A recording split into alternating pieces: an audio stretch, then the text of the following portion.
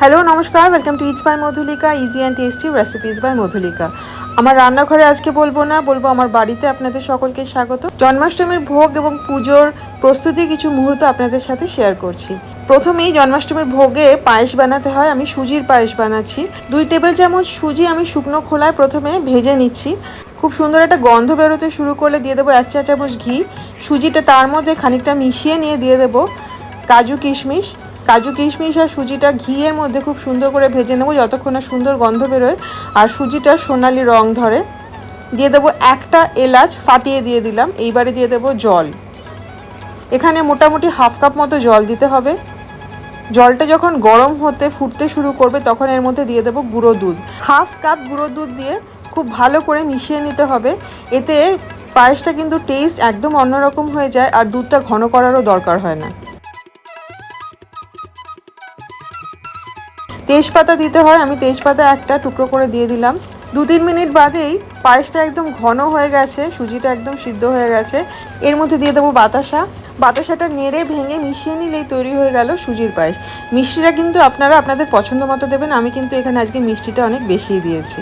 5 রকম ভাজা বানাবো, তার জন্য আমি তেলের সাথে খানিকটা ঘি দিয়ে নিচ্ছি।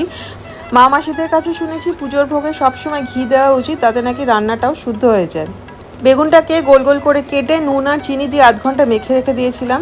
ভেজে নেব লাল লাল করে, তাতে কিন্তু তেলটা অনেকটা কম টানে। নুন আর হলুদ দিয়ে পটলটাকেও লাল লাল করে ভেজে নিলাম। কুমড়ো আর আলুটাকে একসাথে নুন হলুদ মাখিয়ে লাল লাল করে ভেজে নিচ্ছি। আমার রাঙামেশো বলে যে কুমড়ো ভাজা খাওয়া নাকি খুব ভালো, খুব শুভ। তাই আমি যখনই 5 রকম ভাজা করি তার মধ্যে কুমড়ো ভাজা কিন্তু থাকবেই। ফুলকপিটা নুন জলে ভিজিয়ে রেখেছিলাম বেশ খানিকক্ষণ। ফুলকপিটাও হাই ফ্লেমে ভালো করে লাল লাল করে ভেজে নেব। তৈরি হয়ে গেল 5 রকম ভাজা। এইবারে বানাবো ছানার ডালনা। আমি কিন্তু সবকটা একদম সহজ পদ্ধতি দেখাচ্ছি। আলুটাকে প্রথমে লাল লাল করে ভেজে নিলাম। এইবারে ছানাটাকে টুকরো টুকরো করে কেটে লাল লাল করে ভেজে নেব। আমি এখানে ফুল ক্রিম পনির ইউজ করছি, এটা টেস্ট খুব ভালো হয়। আর লাল লাল করে ভাজলে ছানার ডালনাটা খেতে খুব স্বাদ লাগে। আমার মা ছোটোবেলায় এরকম লাল লাল করে ভেজে বানাতো, বাড়িতে বানানো ছানা দিয়ে, বাড়িতে বানানো পনির দিয়ে। সেটার স্বাদ এখনও মুখে লেগে আছে। ফোড়নে দিয়ে দিলাম তেজপাতা, শুকনো লঙ্কা আর 1/4 চা চামচ জিরে। ফোড়নের খুব সুন্দর গন্ধ বেরোলে তেলের মধ্যে দিয়ে দিলাম নুন, তারপরে দিয়ে দেবো টমেটো। আমি এখানে একটা ছোটো টমেটো দিয়েছি। আদাটা ঘষে দিয়ে দিলাম। আদাটা একটু নেড়ে নিয়ে দিয়ে দেবো ধনে গুঁড়ো, জিরে গুঁড়ো 1 চা চামচ করে, লঙ্কার গুঁড়ো 1/4 চা চামচ আর হলুদ গুঁড়ো 1/2 চা চামচ। 1/4 কাপ মতো জল দিয়ে ভালো করে মিশিয়ে নিয়ে মশলাটা কষিয়ে নেব।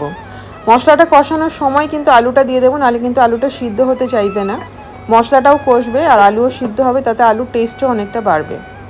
দেখুন আলুটা কষানো হয়ে গেছে মশলার সাথে। এবারে দিয়ে দেবো ভেজে রাখা পনির আর জল দেব দরকার মতো। আমি এখানে 1/2 কাপ মতো জল দিয়েছি। দিয়ে ভালো করে মিশিয়ে নিয়ে খানিকটা ময়দা ছিটিয়ে দিলাম, গুঁড়ো ময়দা। আপনারা চাইলে আটা বা বেসনও দিতে পারেন, এতে ঝোলের কনসিস্টেন্সিটা খুব ভালো হয়, একটু ঠিক হয়। ঢেকে রান্না করব 5 থেকে 10 মিনিট। নামাবার আগে দিয়ে দেবো গরম মশলা আর ঘি। ফ্লেমটা বন্ধ করে দিয়ে দেবো কয়েকটা কাঁচা লঙ্কা। তৈরি হয়ে গেল ছানার ডালনা, সহজ ছানার ডালনা। এটা কিন্তু খেতে ভীষণ ভালো হয় আর ভোগের জন্য আদর্শ।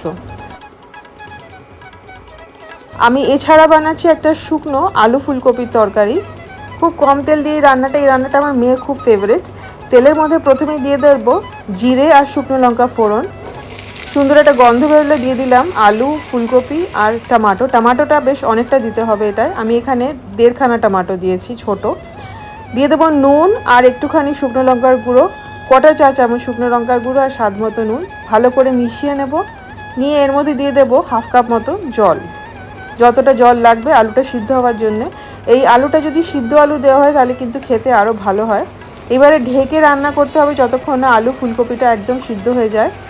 আলুটাকে একদম ঘেটে মিশিয়ে দিতে হবে এবং কষাতে হবে যতক্ষণ না একদম শুকনো হয়ে আসে। এই তরকারিটা কিন্তু রুটির সাথে খেতে ভীষণ ভালো লাগে। নামাবার সময় দিয়ে দিতে হবে কাঁচা লঙ্কা আর বেশ খানিকটা ধনেপাতা। এই রান্নায় যত বেশি ধনেপাতা দেবেন টেস্ট কিন্তু তত ভালো হবে।